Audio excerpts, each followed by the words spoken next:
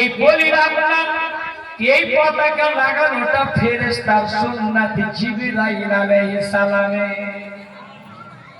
এজন্য বাবা একটা কথা বলি সোনা মানিকের, আপনারা খুব ভালো মানুষ। ঘুম আসছে মানিকে কিন্তু ভয়ে ঘুম যাচ্ছে না, যেমন চোখ খুলছে আমার দিকে নজর করছে, হুজুর না দেখে নেন। আমি বলছিলাম বাবা 50টা টাকা খরচ করে 12 রবিউল আউয়ালে যখন চাঁদ উঠবে, উদয় হবে, নবীর আগমনে একটা ঝান্ডা আপনার বাড়ির ছাদে দিবে, গেড়ে দিবে, প্রমাণ করবে আমি নবীর আশিক, আমার নবী এই মাসে আবির্ভাব হয়েছে। জোরে বলুন। ঝান্ডা পতাকা লাগাতে পারবে না বাবা? লাগাবে? একটু হাত উঠান তো, কারা কারা লাগাবে না? রাত 12টা বাজেনি ভাই, হ্যাঁ রাত 12টা বাজেনি এখন, কিন্তু যারা হাত উঠিয়েছে আলহামদুলিল্লাহ সকলে লাগাবেন তো?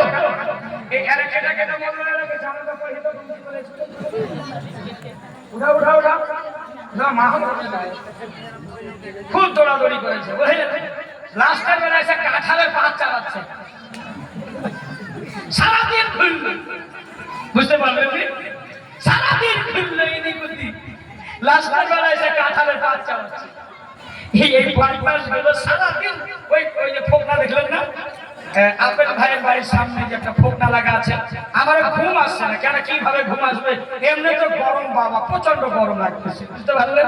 আর গরমে এটা ঘুম আসছে না, দাঁড়িয়ে দাঁড়িয়ে দেখছি যে এরা ঠিক সময় ঘুরিয়ে পড়বে। হ্যাঁ যতই করুক একজন ঘুরিয়েছে, মহব্বতে বলো সুবহানাল্লাহ। বাবা বাড়িতে লাইটিং লাগা, ঘর সাজানো, সাহাবী রাসূলের সুন্নাত। আবু আইয়ুব আনসারী নাম শুনেছেন?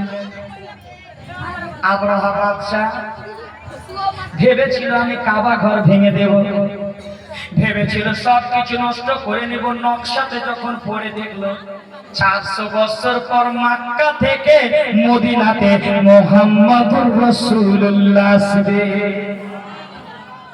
সমগ্র চারিপাশে দিকে বললেন আর বড় আলিমের আব্বানি 400 আলিমের আব্বানি হাফিজে কোরআন। নকশা যখন বের করে দেখলেন এই জায়গাটাই নবী আসবেন, আবরাহা বাদশাহের তওবা, ওই বাদশা নবীর মুহাব্বতে একটা ঘর বানিয়েছিলেন বাবা, আর ওই ঘরের দায়িত্ব হযরতে আবু আইয়ুব আনসারীকে দিয়েছিলেন। জোরে বলুন সুবহানাল্লাহ। আবু আইয়ুব আনসারী, যার নাম হচ্ছে আবু লাইলা, একজন গোলামের নাম। আবু লাইলা যখন চিঠিটা পড়ে দেখলেন, 400 বছরের পুরাতন চিঠিটা পড়ে দেখলেন মক্কা থেকে আমার নবী আবির্ভাব হবে, মদিনায় আসবেন 400 বছর পর। আর এই চিঠিটা বাদশাহ তওবা দিয়েছেন আমার নবীজি মদিনায় আসবে। এবার যখন খবর পেয়ে গেলেন 400 বছর হয়েছে, হযরতে আবু আইয়ুব আনসারী খবর দিয়েছিলেন মদিনাবাসীর মানুষেরা শোনো শোনো, আজকে আমার নবীজি মদিনায় তাশরীফ নিয়ে আসতেছে, ঘর সাজিয়ে দাও, মাকান সাজিয়ে দাও, গলি সাজিয়ে দাও, বাড়ি সাজিয়ে দাও, সব সাজিয়ে দাও। রাহ को बिछाने दो, पलक को बिछाने दो, क्या पता किस गली से आएंगे मुस्तफा खुदा जाने, क्या पता किस गली से आएंगे मुस्तफा खुदा जाने।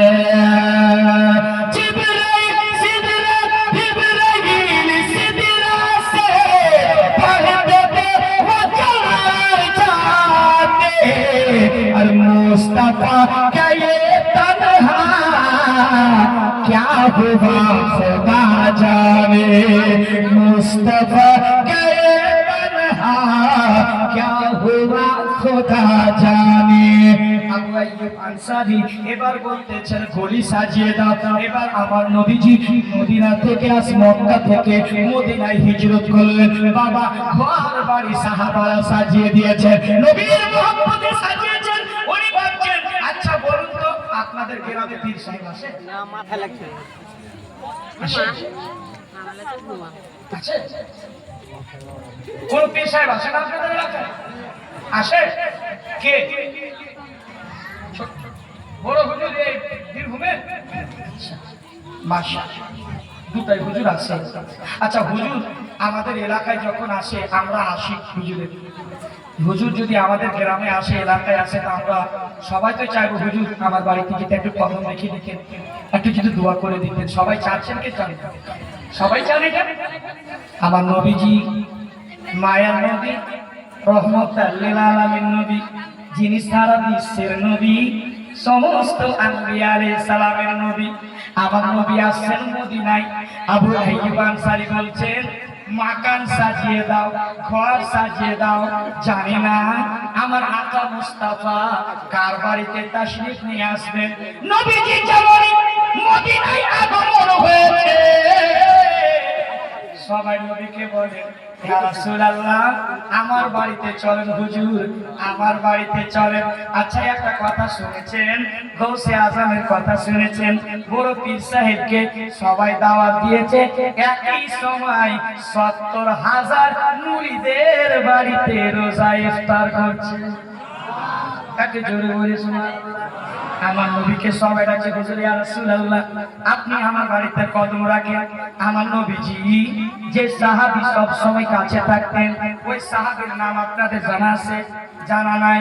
যেই সব সময় থাকতেন মুজদালিফায় থাকতেন, মিনাতে থাকতেন, সফরে থাকতেন, হজরে থাকতেন, হজে থাকতেন, কাবায় থাকতেন, মদিনায় থাকতেন, যুদ্ধের ময়দানে থাকতেন। ওই সাহাবী রাসূল নাম হচ্ছে হযরতে আবু বকর সিদ্দিক।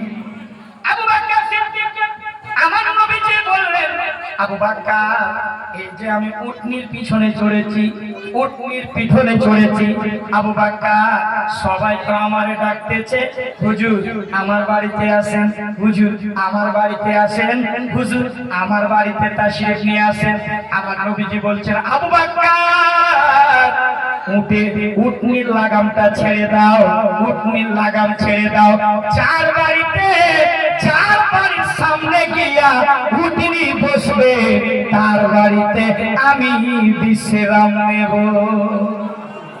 জোরে বলবেন না? আর একটু জোরে বলুন না। আমার নবীজি বলে আবু বকর উটনির লাগামটা ছেড়ে দিল। ছেড়ে দেওয়ার পর উটনি তো এই দিকে যেতে পারত, বাইরে পালিয়ে যেতে পারত, কিন্তু না রে যুবক, না রে সুন্নি মুসলমান, একমাত্র যে বাদশা চিঠিটা লিখেছিল, যে নবীর জন্য ঘন্টা আবরাহা বাদশা বানিয়েছিল, যার দায়িত্বে আবু আইয়ুব আনসারী চাবি নিয়েছিলেন, আল্লাহর কসম ওই উটনি আবু আইয়ুব আনসারীর বাড়ির গেটের সামনে উটনি বসে পড়ল। আর একটু জোরে বলুন, একটু জোরে বলুন তো, একটু আস্তে বলুন তো আব্বা। সুবহান